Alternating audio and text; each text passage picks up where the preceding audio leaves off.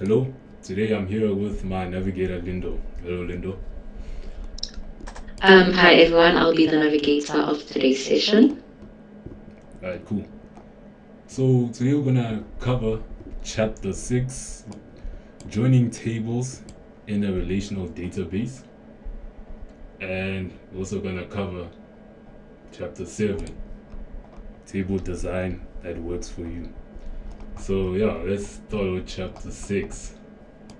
So in chapter 6, mainly the main thing was about joining tables in the relational database. And in order to join a table, in order to join two tables, um, we basically use a primary key, right, which uniquely identifies rows in the table. Foreign key, which refers to the primary key in another table, and also unique constraints, which ensures specific column values or combinations are unique. So yeah, it's just mainly joining two tables using IDs. So let's have a look at how that works. So over here, um, this is the activity I did. So basically created two tables. First table is um, teams, and then second table is named players, right? So this football teams table has um, three columns: team ID, team name, and the city that the specific team belongs to. So basically, the team ID takes a data type of big cell, which allows the team ID to be auto incremented. Then within this table, I use constraint. Um, so basically, constraint is how would you describe constraint, Lindo? It's like a rule. It's like a Um, rule for your column that it allows specific data in your column, right? yeah, I will say that. In this, it depends on the line or where Yeah. you're using it. For instance, in line 8, constraint, you're using constraint now to say, or rather to define the primary key. So you're Mm. defining team underscore ID as the primary key, so you're giving it the constraint keyword. That team underscore key, which is Yeah. primary key, is now going to be our team underscore ID. Then also we want to now identify the unique values. There's no duplicates and everything, so Yeah. we still use constraint for that. Okay. And there's different types of constraints. Yeah. It's um like a primary key, unique, uh what's the other one? Check and all of that. Mm-hmm. Okay, so Yeah, let's check. yeah. But that's in the next chapter. Right. So so here we use primary key to give the team ID to make sure the team ID is the primary key basically, right, for this table. Then we use constraint here. Name it team city unique, and we're using unique to basically ensure that there isn't any duplicates when the team name is assigned to a specific city, right? So it's making sure that this pair doesn't have duplicates. So to show how that looks, basically, when I run this team's table, you can see here the team name has a specific city assigned to it, um, for this team ID, and then as well as the second one here. So there isn't any duplicates specifically. So that's the first table I created. Then I created a second table named players, which has basically 5 columns, right? Player ID, first name, last name, position, and the team ID. So this team ID is basically from the the teams table over here. Um, and we use references to basically reference that team ID, right, as a foreign key, basically. So we're linking both tables using that team ID. Then we use constraints to give the player ID, or to make the player ID a primary key within this table. And then we use unique over here to make sure the player ID has a unique team assigned to it. So when I run this command for this table, for the players table, you can see here it has the player ID, first name, last name, position. Then because we're using the team ID as a foreign key over here, it gets the values from the team's table, basically over here. So each player ID will have its unique team ID assigned to it, because we use the unique method from constraint over here. So then after doing that, basically this is where I inserted the values. So insert the values for the teams, then I insert the values for all the players, and including the team ID for those players over here. Hence why it shows all the team IDs.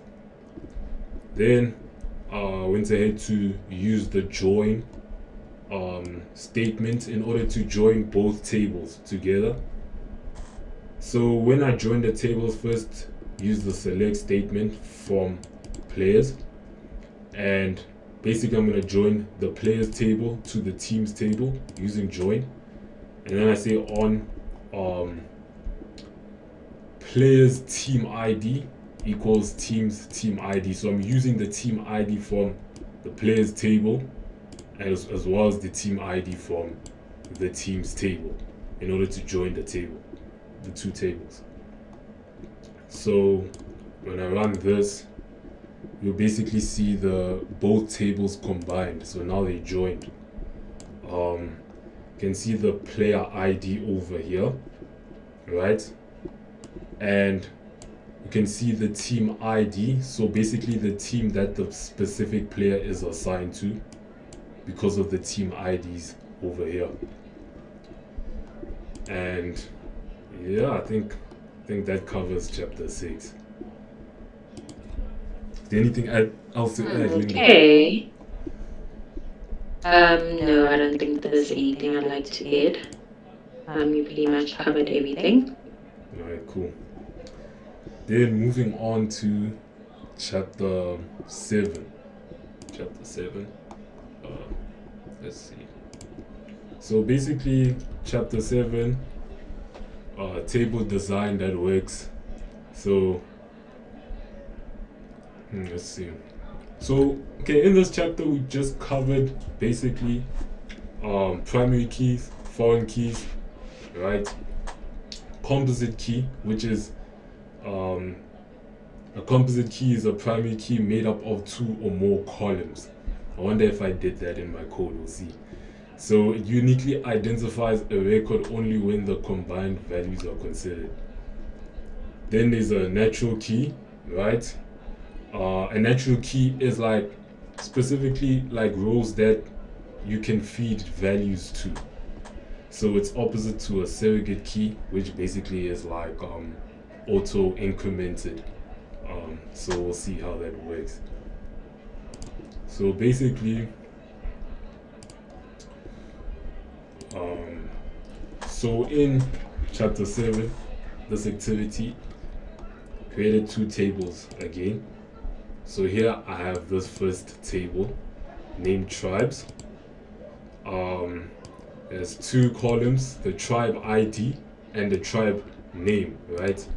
So first one here, tribe ID takes a data type, which is serial, and then giving the tribe ID, making it a primary key within this table. And then I use check over here to basically check if if the value in tribe ID is greater than or equal to 1. Then I have my tribe name column, which uses this data type varchar set to 100 over here. Then here I have my second table, people, which basically has 4 columns: the person's ID, the first name, the last name, and we using the tribe ID from tribes to basically assign each person in this table to a specific tribe they belong to. So in order to do that, we need to use the foreign key. So the foreign key in this case will be our tribe ID, which comes from this table, and use references to reference that specific tribe ID. So let's look at how the first table looks. So this is my table for tribes, which has the tribe ID column and all the tribe names with its specific tribe IDs. Then the table for people. So over here I have the person's ID over here, and then the first name and the last name, then the tribe IDs assigned to those specific people, as you can see. So this is the first tribe ID assigned to this specific person. So this represents the tribe Zulu. Then the second tribe ID represents the tribe Xhosa, and then you can see the fourth tribe ID represents Tswana. So those tribe IDs are assigned to each person, basically. Then here this is basically a surrogate key over here, meaning that it's auto incremented. So in comparison to a natural key, right? With a natural key, you can feed data to that specific row, whereas with surrogate key, it is basically auto incremented because of this data type over here. So yeah, that's the difference between the two. Then I use alter table as well over here to basically add the constraint to the tribes table, unique, to make sure that all the tribe names are unique, right? So there isn't any duplicates of the tribe names. So as you can see here, all the tribe names are unique. I did the same here by using alter table people to alter the specific table. Here I'm using check to basically check if the tribe ID is null or if the tribe ID value is equal to or greater than 1, of which it is, because you can see all the tribe IDs are basically greater than 1 over there. So then I insert the values as well for the tribe table, inserting the values as well for the people that belong to specific tribes with their specific tribe IDs assigned to them over there. Then let's see. Then I also use more alter statements here just to add columns, but you can see they now over here. So just to add specific columns, so alter table, add column. Then I added this date of birth column as well as this gender column over here. Then yeah, I think that pretty much covers it. Yeah. Is there anything I missed? Do you wanna cover something else? No. And there's nothing. I'd like you to just kind of explain, just for a short bit, the foreign key statement. Foreign key statement. In line, I don't know. Yeah. That one, 19. Line 19. Mm-hmm. So, best way I can describe it is. Is it the same as, remember your references, those, if I want to, let's say you have like those two tables, Yeah. and tribe, right? And Yeah. you want to link tribal people, you're going to say underscore ID references to tribe underscore ID. Remember that line? I don't know if you have it, but in chapter 6, I think I know what you're talking about. let's see. Yeah, on line 19, on chapter, yeah, that one. So yeah, So now, does it work the same as this one particular line? That's the question I'm asking myself. yeah, it pretty much does, because like this actually works as a foreign key in a way, right?